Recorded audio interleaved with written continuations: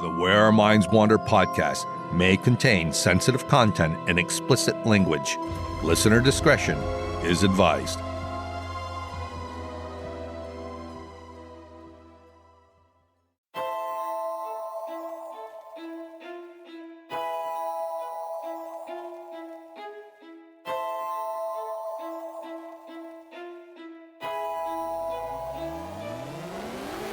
Greetings, fellow wanderers, to the places our minds wander. The house at the end of the dirt road, where disembodied voices whisper and strange sounds make the living shiver. Where shadows lurk at the edge of the woods, just outside your back door. And mysterious lights speed beyond reason across the clear night sky. Odd events throughout time that lead you down the rabbit hole. I'm Wes. And I'm Beth. And this is Where Our Minds Wander. Hello and welcome to Where Our Minds Wander, all you fellow wanderers. Thank you for joining us. Hello, everybody. What a great night to be back in the studio. The snow's falling, the Christmas decorations are up, the lights are all on. It's just a beautiful night. I know, it was very cozy out in the living room, but I don't mind coming in here to our little studio and talking to you for a while. Right. And you're feeling a lot better. You've been sick for a couple weeks. Yeah, I am better, except for a cough that won't go away, but hopefully soon. Well, I had mine for 3 weeks, a little bit more, so maybe you're in the home stretch. Hopefully. Well, let's not push it and get right into tonight's episode, so you can take it easy on your voice before you lose it again. All right. Well, I'm just laughing because I was teasing you that you probably enjoyed when I was voiceless, but we don't want that to happen again. Or do we? No, we don't. Not when it comes to recording episodes. No, and I've been excited to tell this story and wanting to tell this story for a while because I just find it so amazing. So tonight is good a night as any. So tonight I'm talking about Yoshie Shiratori, the man that no prison could hold. Now, he didn't come by that title very easily. He actually escaped 4 different Japanese prisons, and the way he did it was almost Houdini-like. His escapes involved a washroom bucket, scaling impossibly smooth copper walls, and soba noodles. Now, before I really get into the story, I have to mention that Shiratori is considered an anti-hero in Japan, and he even has his own memorial at the Abashiri Prison Museum. But he was no Robin Hood by any stretch. In fact, I don't think there's an American anti-hero similar to him, except maybe Bonnie and Clyde. According to TokyoWeekender.com, Shiratori was born in Aomori Prefecture on July 31st, 1907. When he was 2 years old, his father passed away, and Shiratori's mother took his older brother and went to live with a farmer about 2 hours away in Akita Prefecture. Shiratori and his younger sister went to live with their aunt, who owned a tofu shop, until he was about 18. At that point, still trying to pay off his father's debts, Shiratori got a job on a Russian fishing boat. A couple years later, he married and he had a child. But he also had a really hard time holding down a steady job. When his financial burden became too great, he began gambling. And when that didn't go his way, he turned to stealing in order to pay off his rising debt. On April 3, 1933, Shiratori took part in a gang-related robbery. Although it's not clear what his role was exactly, a merchandise dealer's son was stabbed during the robbery, and he died from his injuries. Shiratori hid out for 2 years, until he found out that one of the gang members had been arrested. Shiratori went to the police himself and turned himself in. He said that he'd taken part in the robbery, but that he wasn't responsible for the young man's murder. Allegedly, the cops both tortured and beat him until he confessed to the murder. So, whether he did it or not is still unknown. But regardless, he was part of that robbery. He was first taken to Aomori prison, and I tried to find out a little bit about the prison, but no matter how I phrased it or typed it into Google, I just kept getting more articles about Shiratori himself, not anything about the prison. But according to TokyoWeekender.com, Shiratori complained about how bad things were there, from the lack of sanitation to guard cruelty. The more he complained, the worse it got. So Shiratori began watching the guards' every movement. It soon became apparent to him that there was a 15-minute window every day during the shift change where there weren't any guards on duty.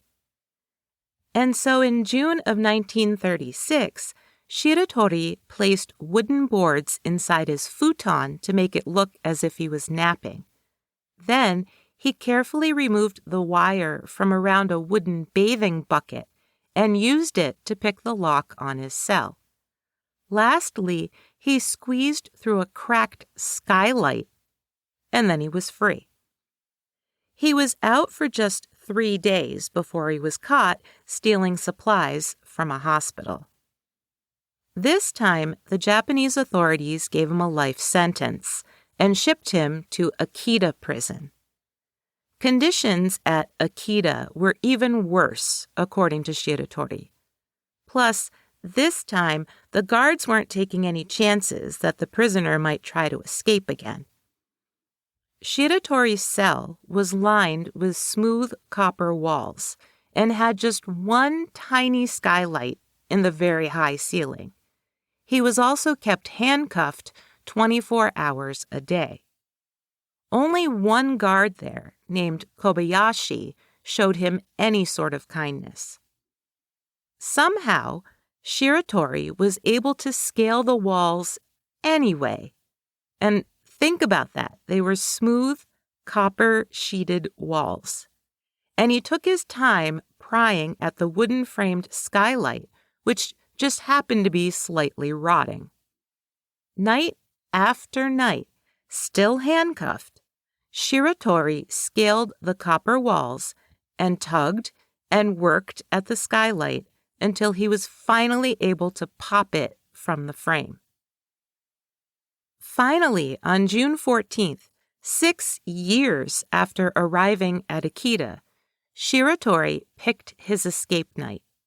It was storming outside, and he knew the rain and the wind and the thunder would mask the sound of his footsteps on the prison roof. He succeeded, completing his second prison escape. This time, he was able to stay on the outside a little longer, 3 months this time, instead of just 3 days. Thinking that Kobayashi, the one guard who had treated him humanely, might help him with a case that he was building against the Japanese prison system, Shiratori paid a visit to the guard in his home. At some point, Shiratori asked to use the bathroom, and while he was in there, Kobayashi called the police. They arrived soon after, and Shiratori was in custody once again. This time, he was sent to the notorious Abashiri prison in Hokkaido. Hokkaido, the most northern part of Japan, can be extremely cold. Average winter temperatures can be as low as 12 degrees. Since the 1800s, the Japanese government had sent thousands of prisoners to the tiny village of Abashiri. Many of them were samurai who had been loyal to shoguns who were considered enemies of Japan during the 1877 Satsuma Rebellion. In the prison, inmates were forced to perform all kinds of tasks, anything from carpentry to farming. Most of them, though, were forced to build water pipes, dams, and reservoirs on the prison grounds, since water in the neighboring areas was considered unsafe, and the prison wanted its own water supply. Many were also put on road crews, building roads like Hokkaido's Central Road that connected the southern towns to the northern ones.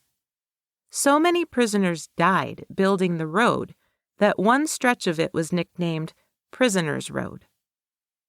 Punishments included withholding food and sleep deprivation. There were also severe punishments for escape attempts. Wearing nothing more than summer pajamas, Shiratori was housed in an outdoor cell and forced to wear hand and ankle shackles at all times. He wasn't allowed to stand up, but must remain in a cowed position at all times. If he did stand up, the guards would beat him into submission. Exposed to such extreme cold and horrible conditions, Shiratori vowed to escape, even going so far as breaking his handcuffs in front of astonished guards. They responded by putting him in specialized cuffs that took an experienced locksmith 2 hours to unlock once a week so that Shiratori could bathe. But little did they know that Shiratori was already hatching his escape plan. Every day, for weeks and then months, Shiratori would obediently eat his daily ration of miso soup.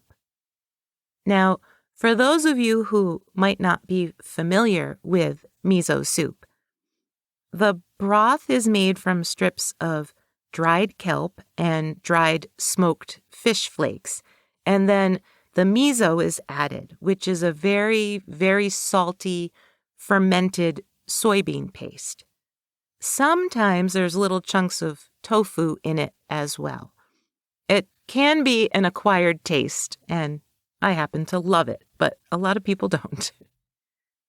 So what the guards didn't realize was that Shiratori was spitting the soup out onto his handcuffs and all around the narrow metal food slot in his cell door.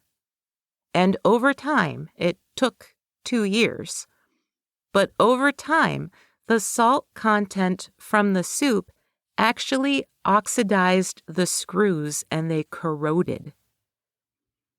During a wartime blackout on August 11, 1944, Shiratori decided the time was right. He slipped out of the handcuffs. Remember, these were the ones that took a locksmith 2 hours to unlock. He squeezed through the incredibly narrow food slot, dislocating both of his shoulders in the process. And then in the pitch blackness, he ran. He made his way to an abandoned mine in the mountains, and for the next 2 years, he lived off of nuts, berries, and whatever small wildlife he could catch. He occasionally would venture down into the nearest village, and it was during one of these brief visits that he heard that Japan had surrendered. At some point, I'm assuming because he was sick of living off nuts and berries, he was caught stealing a few tomatoes from a local farm. During the altercation, as the farmer confronted him, Shiratori stabbed him. The farmer died, and Shiratori was apprehended once more. Although he claimed he'd acted in self-defense, the Japanese authorities were not about to let the notorious escape artist go free. They sentenced him with the death penalty. This time, he found himself in Sapporo prison. During the war, the Sapporo prison was used to house POWs, most infamously the Diddled Dozen, 12 American and British airmen, POWs, who were forced to stay in the same cell. Shiratori's cell had 6 guards posted outside during the day. His cell had very high ceilings and at least one window, but it was smaller than his head. Since Shiratori was known for ceiling-based escapes, they figured that this would hold him, especially since he was so heavily guarded. So they didn't cuff him, which probably wouldn't have mattered if they had, since he'd gotten out of handcuffs numerous times already. Knowing that they suspected him of plotting another ceiling escape, Shiratori took a lot of care to casually glance up at the ceiling as much as possible, and then quickly drop his head if the guards caught him looking. It was a pretty good tactic, actually, since his next escape wouldn't involve the ceiling at all. Every night, while everything was quiet and everyone else was sleeping, Shiratori pulled up a loose floorboard and went back to work on the tunnel that he was digging, using his miso soup bowl as a shovel. He dug his way out. This time, he was free for about a year before he made the mistake of accepting a cigarette from a police officer while he was in a public park in 1948. Cigarettes were a luxury at that time in Japan, and it's been said that Shiratori was so touched by the police officer's kindness that he confessed who he was. The Sapporo High Court retried his case. They determined this time that the farmer's murder really was in self-defense.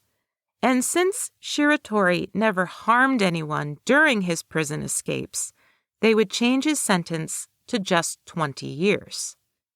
They also honored his request that he be incarcerated in Tokyo at the Fuchu prison. Fuchu prison was fairly new, only a little over a decade old, and conditions were far better there than at any of the previous prisons Shiratori had been housed in. He was no longer an inmate in 1968 when the infamous 300 million yen robbery took place right outside the prison walls. On December 10, 1968, a young man on a motorcycle dressed as a police officer stopped 4 Nippon Trust bank employees as they were loading bank employee bonuses into the company car. He informed them that the bank manager's house had just been bombed and that the car they were about to get into was also rigged with explosives. This bogus police officer crawled under the car, then scooted out quickly when smoke and flames began to shoot out. He screamed at the bank employees to back away, and then he hopped into the car and took off, taking 294,307,500 yen with him, which was about 818,000 American dollars in 1968. He was never caught. And luckily, Shiratori, who was released on good behavior 7 years prior to that, had nothing to do with it. And yeah, you heard me right. Shiratori was content with the way he was treated in Fuchu prison, and he never tried to escape. He was released on good behavior after serving 13 years of his 20-year sentence in 1961. Upon his release, he held down odd jobs for the remainder of his life in Aomori, and he tried to reconcile with his daughter. He passed away in 1979 at the age of 71. So, hopefully you can see why I thought Yoshie Shiratori's story was so interesting, and why he's been called the Houdini of Japan and the man no prison could hold. He was a very interesting character. He was, and very smart and resourceful. Yeah, that he was. I mean, he was able to get out of all the prisons that he was in, but he was kind of a dumb criminal. He was. If he had been able to channel that sort of resourcefulness into something more positive, I mean, yeah, he wasn't out for very long each time, other than when he was hiding out in the mountains. But yeah. Very cool. I can see why you like this story.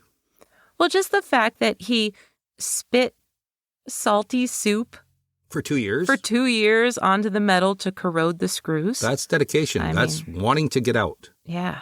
But those prison conditions were pretty bad. They were awful. Yeah. Well, everyone, we'll be right back after this quick break.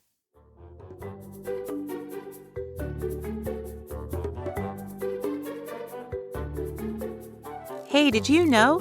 The 1990s TV show Seinfeld was so popular that its finale brought in 76 million viewers, the highest viewed finale of TV history. But on December 18, 1997, something even more remarkable happened on Seinfeld. Festivus, a Festivus for the rest of us. In the episode The Strike, George Costanza describes the humiliating holiday his father began as a protest against the commercialism of Christmas. Festivus included the unadorned aluminum Festivus pole, feats of strength, the airing of grievances, and Festivus miracles. Festivus for the rest of us became an instant pop culture reference, with media outlets like the Tampa Bay Times soliciting readers to submit their grievances to be published on December 23rd. Town holiday displays began to include a Festivus pole all across the nation. And as recently as 2022, Festivus was under consideration as a national holiday. It seems, for a lot of families, Festivus became a real holiday to celebrate on December 23rd. Who'da thunk it?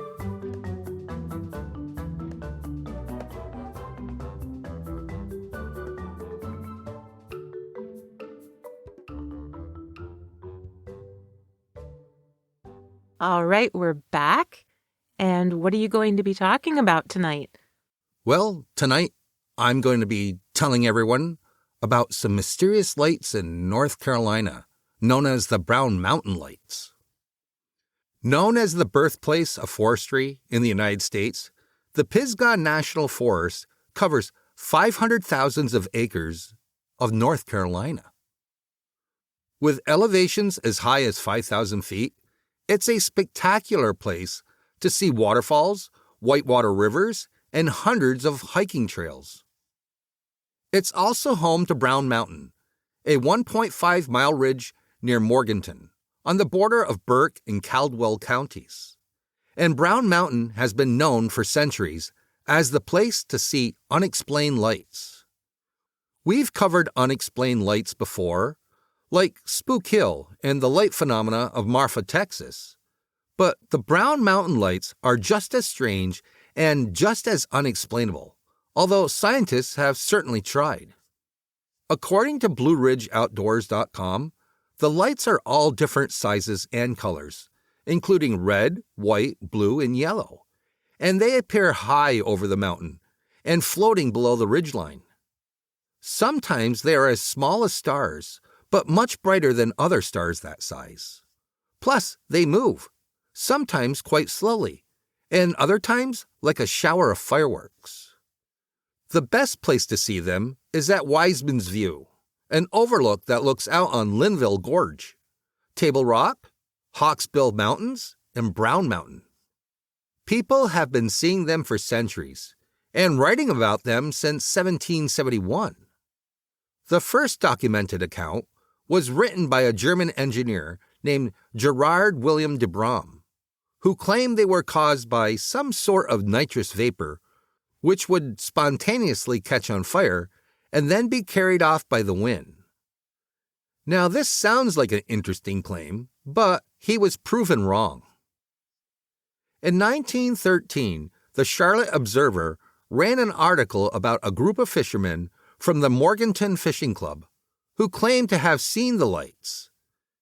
In subsequent articles, they postulated that the lights were merely from passing trains or the smoke from moonshine stills. But not just de Brom's theory was proven wrong. In fact, all the theories presented since then have also been inconclusive, if not downright wrong. So, as you can imagine, the locals came up with their own theories. One of the oldest legends is that the lights are the ghost of Cherokee maidens carrying lanterns, or murder victims, or revolutionary soldiers, or they might just be Belinda. The story of Belinda is a sad and violent one. Married to a much older man before the Civil War, teenage Belinda was pregnant and suffered great abuse under the fist of her adulterer husband Jim. On the day Belinda gave birth, both she and the child went missing. Concerned townsfolk searched the woods for her, and all they found was her discarded bonnet, covered in blood. That night, as they continued to search for her, strange lights appeared. The search party followed the lights until they hovered over a pile of stones. When they removed the stones and dirt beneath, they found nothing but the skulls of an adult and a baby. Enraged, the townsfolk held the skulls over Jim's head and demanded the truth. Jim didn't utter a word and was said to never speak again for the rest of his life. As I had said, it's a grisly tale of frontier life, and if believing the lights that hover over the mountain, some say like UFOs, doesn't sound like ghosts to you, there is another supernatural explanation: aliens. You might want to hold on for this one. In his article, Ralph Lale and the Alien Mummy, the Missing Extraterrestrial Artifact, and the Brown Mountain Lights, a man named Ralph Lale claimed that he followed the Brown Mountain Lights and they led him directly to a crystal cave. A booming voice emanated from the cave, telling him the secrets of humanity, as well as the existence of a planet called Puam. As Lale listened, the voice told him to never reveal the cave's location, and he would be rewarded for his silence. Lale kept quiet, and he was rewarded with a trip to Venus, where the aliens examined him before allowing him to mate with one of the alien females. Upon his return to Earth, the aliens gave him another special gift, a mummified alien corpse. Apparently, there are, or were, blurry photos of the mummified alien body, but they disappeared when Lale passed away. Yes, it was all an elaborate hoax, but since the lights are still being seen by people, the legends have continued to be retold. So much so that the Brown Mountain Lights have even made an appearance in the 1999 episode of The X-Files. It was the one where Scully and Mulder investigate a murder scene, and Mulder drives over a bunch of mushrooms that release hallucinogenic spores. I remember that one. Yeah, it was an excellent episode. The lights have been covered on Ancient Aliens and Mystery Hunters. In 2012, Ed Phillips, the director of the Burke County Tourism Authority, decided to hold the first symposium on the lights. Experts were invited out, and witnesses were encouraged to share their sightings. Some of the witnesses were historians, fellow researchers, and 2 retired U.S. Forest Service law enforcement officers. According to the BlueBanner.net, a 27-year-old woman named Lauren Barrier claimed to have seen the lights back in 2016. She said they made her feel curiosity, more than anything else, because they just didn't make any sense. There are a whole slew of people who have tried to make sense of them, including paranormal researchers as well as geologists, the U.S. Weather Service, and private groups. According to ourstate.com, the first U.S. Geological Survey was done in 1913. They determined that the lights were nothing more than the refraction and reflection of locomotive headlights. Now that sounds plausible, except when the train tracks were washed out 3 years later, people were still seeing the lights. So then, the U.S. Weather Bureau, Smithsonian Institution, and the National Geographic Society all sent teams out. They came up with the St. Elmo's fire and swamp gas explanation. Not convinced, the U.S. Geological Society sent out another team in 1922, headed by geologist George Mansfield. He said pretty much the same thing, swamp gas and St. Elmo's fire. But if that's what it really is, then how come there are still questions like, how come it doesn't act like swamp gas or St. Elmo's fire? So, with that said, let's get into some of the more modern researchers and their theories a little more. At the first Brown Mountain Lights Symposium, organized by Ed Phillips back in 2012, one of the main experts was Appalachian State University physicist, astronomist, and director of observatories Daniel Catton. Catton had seen the lights for himself, describing them as acting like drifting fireflies. After the symposium, Catton formed his own research group, WCLEAR, Western Carolina Lights Experimental Advanced Researchers. The group set up 2 stationary cameras, one overlooking Highway 181 at Brown Mountain and one facing up Linville Gorge. The cameras are equipped with infrared, and they take a series of photos all night, from dusk until dawn. Although they have been able to rule out a lot of the light sources from ATVs, passing trains, cell phone towers, and airplanes, there are still lights that they cannot explain. One common suggestion is that it's ball lightning, which Catton and his team were able to rule out. So, that still leaves mysterious lights. One of the paranormal researchers at the forefront of the Brown Mountain Lights is Joshua P. Warren, who many of you might have seen on all kinds of paranormal shows on the Travel Channel and the Sci-Fi Network. He's been investigating the paranormal for over 25 years and has written 20 books. He's also an expert on the Bermuda Triangle, with a research center dedicated to the triangle in Puerto Rico. His interest in the Brown Mountain Lights actually stems from his fascination with the Bermuda Triangle, according to BlueRidgeCountry.com, because he feels the Linville area, where the lights are seen, is in alignment with the triangle area. He points out that the lost colony of Roanoke, which has also never been fully explained, is within that alignment as well. Footage that he captured of the lights was studied by the optics lab at Princeton, and they were unable to determine what caused them. Warren said, quote, "Brown Mountain is a special place. Ultimately, we have these odd, eerily beautiful lights upon which everyone projects their ideas. You have the physicists and the astronomers with theories, geologists and chemists with theories, and the UFO people who think this area is the landing ground for the mothership or the place where the saucers go to recharge their batteries. We know there's a tangible, objective, measurable phenomenon occurring there. Whatever it is, it's something that deeply affects people when they experience and open their minds to all the mysterious possibilities here on Earth." End quote. The lights certainly have inspired him. He actually says that seeing the Brown Mountain Lights as a child was what inspired him to become a paranormal researcher, even though in 20 years of looking for the lights, he's only seen them 6 times. But, just to be clear, Warren doesn't believe the lights are extraterrestrial or even paranormal. He firmly believes that they are natural, but it's still unknown what the natural cause is. He's just happy that people from all different backgrounds, whether it's science-based or paranormal-based, are gathering there, investigating there, and talking about it.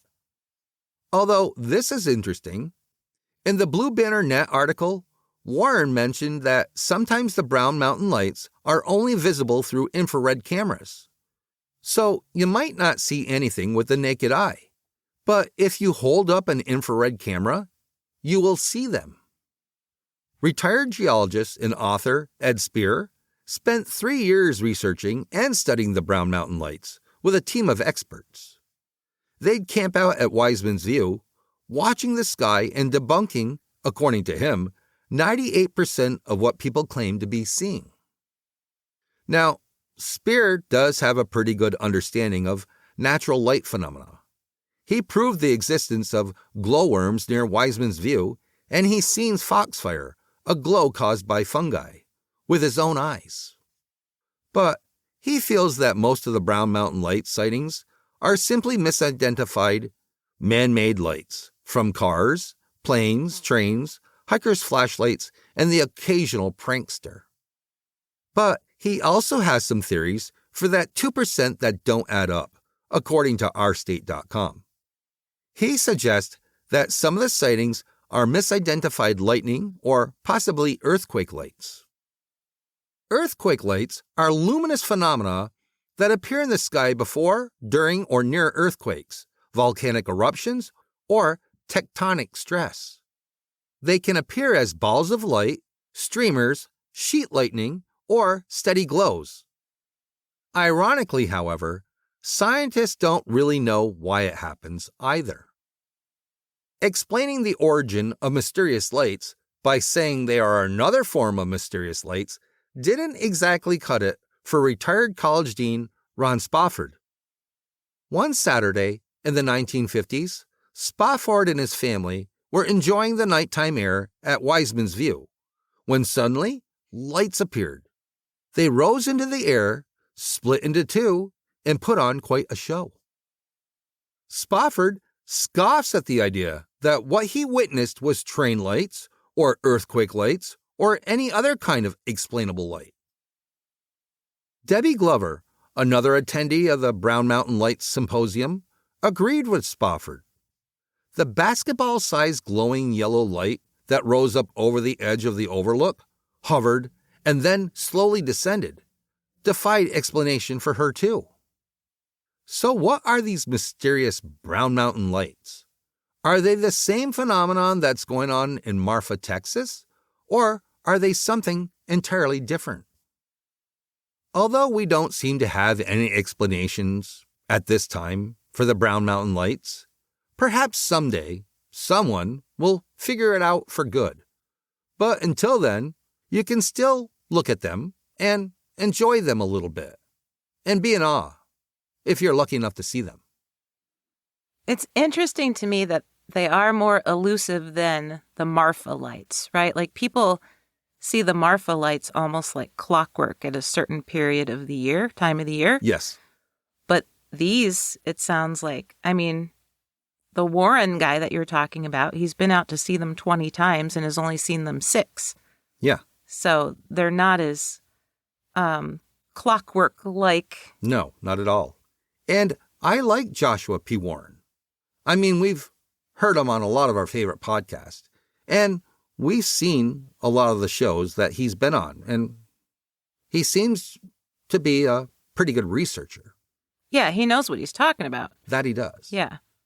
And I like that he said that he doesn't even think they're paranormal, but we just don't know what they are. Well, exactly. It's hard to put any kind of label on them. We just don't know what they are. Who knows? I mean, they would be cool to see. It would be cool to see. But, you know, from what we've learned from watching a lot of the shows, you don't see a lot with the naked eye. It's usually with infrared binoculars that people see the most in the sky. Yeah, is it Mount Adam? Yes, Mount Adam. They see hundreds of things just zooming by with infrared. Yeah. Yeah. It's crazy. Well, everybody, if you would like to know more about Yoshie Shiratori or the Brown Mountain Lights, you can always check our sources in our show notes. That you can. They're always there. And you can dig into it for yourself. Take it a little bit further than we did. Yeah, because there's so much more. there always is. Well, thank you again for joining us. And join us next week for an all-new episode of Where Our Minds Wander. See you soon.